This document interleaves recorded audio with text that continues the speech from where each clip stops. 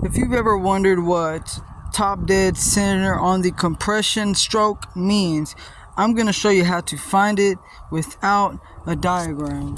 All you're going to need is a hose and a balloon.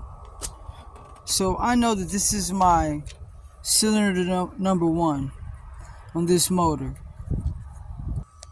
After screwing this in, all you're going to do is rotate the crank, and you'll be able to see. I'm rotating the crank now. You can see the cams moving, and you see the balloon sucking in. That means we are on the intake stroke. When it blows out, we'll be on the compression stroke. As you can see,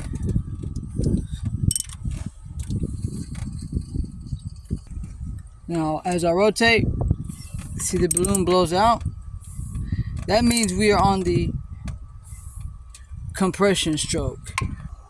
So then you immediately want to stop. Since you know you're on the compression stroke, take your hose back out. Now put your screwdriver or something inside the hole. You're going to keep rotating the crank until you see that screwdriver get to its highest point. You can see it rotating. And it's going up. This is the point right now.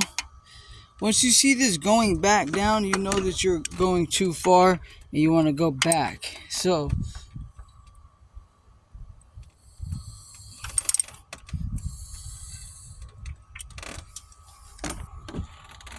since I know I'm on my compression stroke, I just use a 3/8 extension, sat it in there, and we're going to go ahead and rotate the crank again. And what we want to do is see this get to its highest point, and once it starts going back down, we go backwards until we get to its highest point.